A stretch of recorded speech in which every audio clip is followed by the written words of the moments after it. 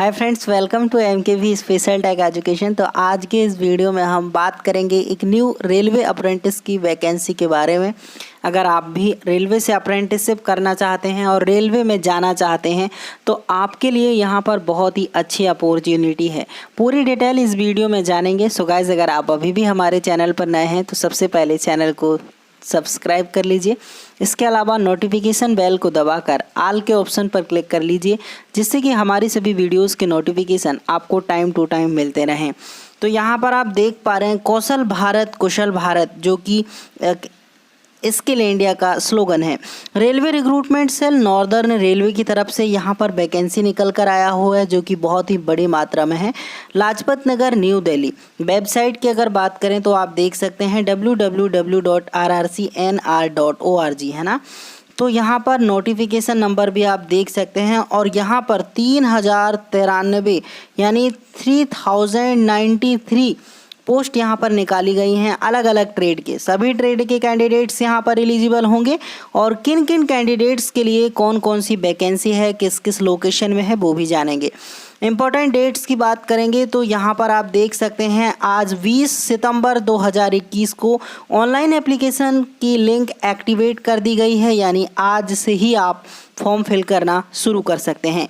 Date of time of closing of online examination, यानी date and time की बात करेंगे तो 20 अक्टूबर 2021 12 बजे तक आप फॉर्म को भर सकते हैं। यहाँ पर expected date of display of merit 9 नवंबर 2021 तक एक्सपेक्टेड डेट है आपकी मेरिट लिस्ट ड्रॉ करने की। तो यहाँ पर डिटेल्स ऑफ ट्रेड्स आप देख सकते हैं। तो ट्रेड वाइज यहाँ पर workshop wise number of applicant to be engaged for training, यानी यहाँ पर ट्रेड वाइज और वर्कशॉप वाइज वैकेंसी निकाली गई हैं। अगर आप आवेदन करना चाहते हैं कैटेगरी वाइज भी यहाँ पर जो है सारी जानकारी उपलब्ध है। तो यहाँ पर आप देख पाएंगे ये इम्पोर्टेंट अपडेट है ना।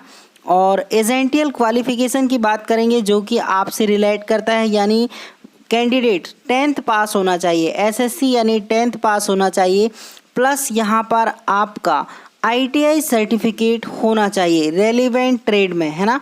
अगर आप रेलिवेंट ट्रेड में यानी आपने एनसीबीटी या फिर एससीबीटी से जिस किसी भी ट्रेड में आईटीआई किया हुआ है और वह वैकेंसी यहाँ पर निकाली गई है तो आप यहाँ पर आवेदन कर सकते हैं। लेकिन यहाँ पर बोला गया है कि वे कैंडिडेट जो रिजल्ट का इंतज़ार कर रहे हैं awaited as on date of notification are not eligible to apply, यानी आईटीआई का रिजल्ट का इंतज़ार करने वाले कैंडिडेट्स के लिए यह जो वैकेंसी है नहीं है, यानी वे कैंडिडेट यहाँ पर अप्लाई नहीं कर सकते।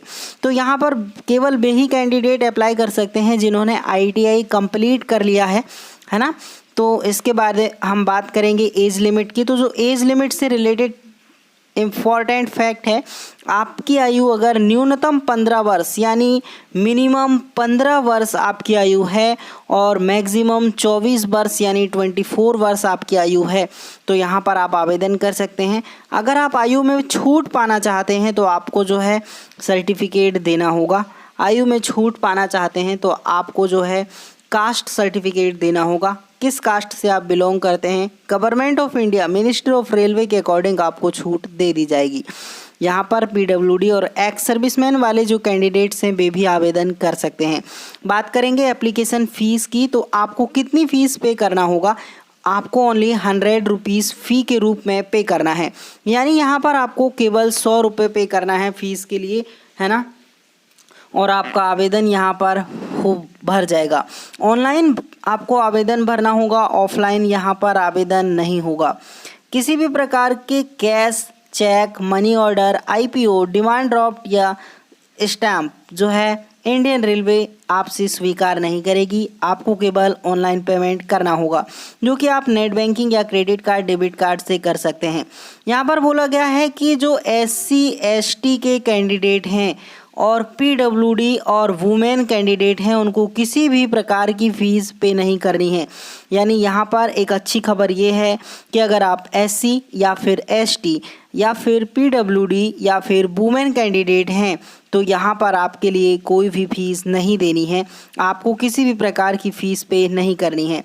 मोड ऑफ सिलेक्शन की बात करेंगे तो the procedure for engagement of candidate will be as under. अगर आप आवेदन करते हैं तो सबसे पहले आपके आवेदनों की स्क्रूटनी की जाएगी, यानी छटनी की जाएगी। वे कैंडिडेट्स जो है स्क्रूटनी में जो है अंदर आएंगे, उन्हें रिटन टेस्ट और वाइवा, है ना, there will be no written test of viva, यानी यहाँ पर किसी भी प्रकार का रिटर्न टेस्ट और वाइवा नहीं होगा। आप आवेदन कर रहे हैं, आवेदन करने के बाद आपके आवेदनों की जांच की जाएगी, आपकी जानकारी देखी जाएगी। अगर आप स्क्रीनिंग इन होते हैं, रेलवे के मापदंडों के आधार पर आप खरे उतरते हैं, तो आपको नेक्स्ट स्टेज में बुला लिया जाएगा, यानी आपको जो है मेरिट में शामिल किया जाएगा। और मेरिट में शामिल आपको 10th और ITI के मार्कशीट के परसेंटेज के आधार पे किया जाएगा। 50% मार्क्स जो है एग्रीगेट होना चाहिए ITI एग्जामिनेशन में, ठीक है। तो 50% 10th के मार्कशीट और 10th के मार्क और 50% ITI के मार्क्स के आधार पर आपका वेटेज तैयार किया जाएगा, आपकी मेरिट तैयार की जाएगी। अगर यहाँ पर फाइनल सिलेक्शन जो है ट्रेड वाइज है, क्लस्टर वाइज है, कम्युनिटी वाइज है ना, तो यहाँ पर आप देख सकते हैं। कैलकुलेट ऑफ मार्क्स की बात करेंगे तो कैलकुलेशन 10th और ITI के मार्क्स के आधार पे होगा। जिसका CGPA है उनका भी यहाँ पर, जिनका ग्रेड का सिस्टम है उनका भी यहाँ पर ग्रेडिंग के आधार पर होगा। तो मेडिकल फिटनेस और फिजिकल स्टैंडर्ड के बारे में बात करेंगे तो यहाँ पर आप सभी को, अगर आपका सिलेक्शन होता है तो आपको मेडिकल फिटनेस सर्टिफिकेट देना होगा। इसके अलावा हम बात करेंगे कौन कौन से ट्रेड के कैंडिडेट्स के लिए यहाँ पर कौन कौन सी वैकेंसी निकाली गई है ना। तो डिसेबिलिटी वाले कौन कौन से कैंडिडेट हैं, देखिए अलग अलग ट्रेड के आधार पर डिसेबिलिटी का क्राइटेरिया निर्धारित कर दिया गया है और उसी के आधार पे आपको वैकेंसी फॉर्म फिल करना है। तो यहाँ पर ट्रेड वाइज मैक्सिमम डिसेबिलिटी, ये सारी जानकारी यहाँ पर दे दी गई है। बात करेंगे एग्रीमेंट ऑफ ट्रेनिंग की, तो यहाँ पर आपको जो है ओनली 1 ईयर की ट्रेनिंग दी जा रही है।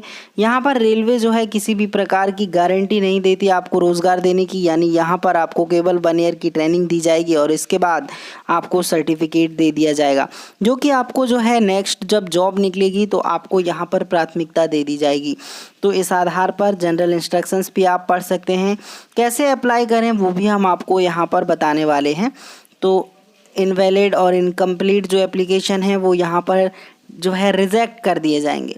अगर आप इस फॉर्म के लिए अप्लाई करना चाहते हैं तो आपको सबसे पहले जो है ऑनलाइन एप्लीकेशन में जाना होगा ऑफिशियल वेबसाइट में और एक्ट अप्रेंटिसशिप पर क्लिक करना होगा। उसके बाद नोटिफिकेशन को आपको पढ़ लेना है और सारी डिटेल जो यहाँ पर मांगी गई है वो भर देना है और फिर अपने डॉक्यूमेंट को अपलोड कर देना है। डॉक्यूमेंट को अपलोड करने के बाद आपको अपनी जो फीस है पे कर देना है, अगर आप जनरल और OBC कैंडिडेट हैं तो, और SC ST कैंडिडेट को किसी भी प्रकार की कोई भी फीस नहीं देनी है। तो यहाँ पर आपका ऑनलाइन जो है हो जाएगा एप्लीकेशन और आप उसका प्रिंट ले सकते हैं। इसके बाद आप देख सकते हैं इम्पोर्टेंट फैक्ट अलग अलग हैं, है ना।